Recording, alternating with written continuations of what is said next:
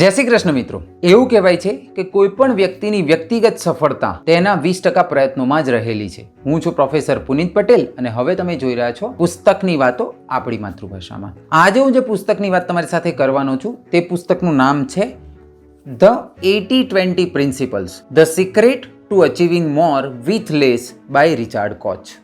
આ પુસ્તકની વાત કરીએ તો આ પુસ્તકમાં લેખકે ખૂબ જ સુંદર રીતે 80-20ના નિયમની વાત કહી છે કે કેવી રીતે આપણે વ્યક્તિગત અને ધંધાકીય રીતે 80-20ના નિયમનો ઉપયોગ કરીને ઓછા કામ કરવા છતાં સારું પરિણામ મેળવી શકીએ એમ છીએ. આ પુસ્તકની વાત કરીએ તો આ પુસ્તકમાં 5 અલગ અલગ ભાગમાં લેખકે 20 પ્રકરણમાં ખૂબ જ સુંદર રીતે 80-20ના નિયમની વાત કહી છે. લેખકે આ પુસ્તક 1997માં પહેલી વખત પ્રકાશિત કર્યું હતું અને ત્યારબાદ આ પુસ્તકની ઘણી બધી નકલો વેચાઈ ચૂકી છે. આ પુસ્તક અંગ્રેજી આવૃત્તિમાં જ મળે છે. આ પુસ્તક ગુજરાતી આવૃત્તિમાં મળતું નથી, પરંતુ અંગ્રેજી આવૃત્તિમાં ખૂબ જ સુંદર રીતે લેખકે 80-20ના નિયમની વાત કહી છે. તો જો 80-20ના નિયમના ઇતિહાસની વાત કરીએ કે જે ખૂબ જ રોચક છે. 1897માં ઇટાલીના અર્થશાસ્ત્રી પરેટોએ એક અવલોકન કર્યું. એમણે અવલોકન કર્યું કે ઇટાલીના 20% લોકો પાસે જ 80% સંપત્તિ છે. અહીંયા 20% એટલે કે સાપેક્ષે ઓછા અને 80% એટલે સાપેક્ષે વધારે. એટલે કે ઘણા ઓછા લોકો છે જેમની પાસે મોટાભાગની સંપત્તિ છે. તેમણે આને ધ પ્રિન્સિપલ્સ ઓફ ઇમ્બેલેન્સનું પણ નામ આપ્યું. ત્યારબાદ આ પ્રિન્સિપલ ઘણી બધી જગ્યાએ લોકોના વ્યક્તિગત અને ધંધાકીય સફળતા માટે ઉપયોગ કરવામાં આવે છે. એટલે કે આપણા એવા ખૂબ જ ઓછા પ્રયત્નો આપણને મોટાભાગની સફળતા અપાવે છે. ઘણી બધી કંપનીઓની ખૂબ જ ઓછી એવી પ્રોડક્ટ મોટાભાગનો નફો પણ મેળવી આપે છે. એટલે કે જ્યારે પણ જો કોઈ કંપનીને કોઈ સફળતા મેળવવી હોય અથવા કોઈ વ્યક્તિએ સફળતા મેળવવી હોય તો તેને એવા પ્રયત્નો કરવા જોઈએ કે જેના કારણે તેમની સફળતાનો પર્સન્ટેજ વધારે હોય. આ નિયમને ઘણા બધા લોકો ધ લીસ્ટ એફર્ટ પ્રિન્સિપલ પણ કહે છે. The principles of least effort. 1897 પછી 1963માં ઘણી બધી કંપનીઓએ જેમ કે IBM, એપલ, માઇક્રોસોફ્ટ તે લોકો પણ તેમની ધંધાકીય સફળતા માટે આ નિયમને પણ યોગદાન આપે છે. હવે જો હું આ નિયમની વાત કરું તો નિયમમાં લેખક એવું કહે છે કે આપણા ઘણા એવા પ્રયત્નો છે કે જે 20% જ પ્રયત્નો છે કે જે આપણને 80% સફળતા આપે છે. અહીંયા 20 અને 80 એ ખાલી એક નંબર છે, એની કોઈ સફળતા સાથે કોઈ જ લેવા દેવા નથી. 20 એટલે કે સાપેક્ષે ઓછા અને 80 એટલે કે સાપેક્ષે વધારે. જો આ પુસ્તકની વાત કરીએ તો પુસ્તકમાં લેખક સૌથી પહેલા ભાગમાં એવું કહે છે કે આ નિયમની જરૂરિયાત કેમ છે. 80-20નો નિયમ આપણને બે રીતે ઉપયોગમાં આવી શકે એમ છે. પહેલું કે કોઈ પણ જગ્યાએ અથવા કોઈ પણ પરિસ્થિતિનું વિશ્લેષણ કરવા માટે અને બીજું કે કોઈ પણ પરિસ્થિતિમાં વિચાર કરવા માટે.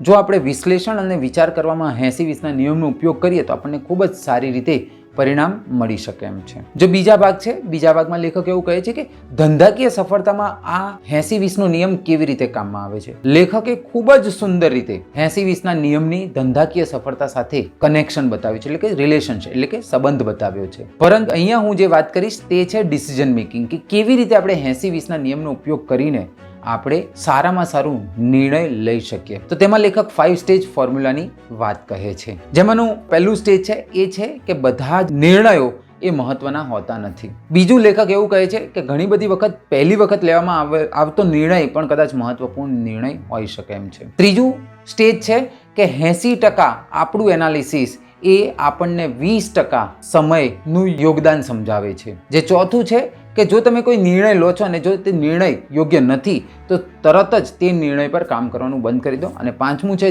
કે જો તમે કોઈ નિર્ણય લીધો છે અને જો એ અસરકારક પરિણામ આપે છે તો તેની ગુણવત્તા તમે વધારેમાં વધારે ઉપયોગ કરી શકો એમ છો. લેખકે બીજા ભાગમાં ખૂબ જ સુંદર રીતે કે કેવી રીતે આપણે ડિસિઝન મેકિંગમાં અને ધંધાકીય સફળતામાં 80-20ના નિયમનો ઉપયોગ કરી શકીએ તેની વાત કહી છે. જે ત્રીજો ભાગ છે લેખક એમાં વાત કહે છે કે કેવી રીતે ઓછું કામ કરવાથી પણ વધારે પરિણામ મેળવી શકાય. અહીંયા લેખક ટાઈમ મેનેજમેન્ટની વાત કહે છે કે કેવી રીતે તમે ટાઈમ મેનેજમેન્ટ 80-20ના નિયમ પ્રમાણે કરી શકો એમ છો. લેખક અહીંયા એ પણ વાત કહે છે કે તમે આજુબાજુના લોકોને મદદ કરો અને જ્યારે તમારે મદદની જરૂર હોય ત્યારે તમે તેમની પાસેથી મદદ માંગો પણ ખરા. લેખક અહીંયા 7 different ways to get happiness એટલે કે 7 રસ્તાની વાત કહે છે કે કેવી રીતે આપણને હેપીનેસ મેળવી શકાય. તો એમાં પહેલી વાત છે કે ફિઝિકલ ફિટનેસ એટલે કે તમે એક્સરસાઇઝ કરો. બીજું છે કે તમે મેન્ટલ ફિટનેસ એટલે તમે કોઈ પુસ્તક વાંચો. ત્રીજું છે કે તમે મેડિટેશન કરો. ચોથું છે કે તમે એવો સમય તમારી સાથે મીન્સ કે તમારા પોતાની સાથે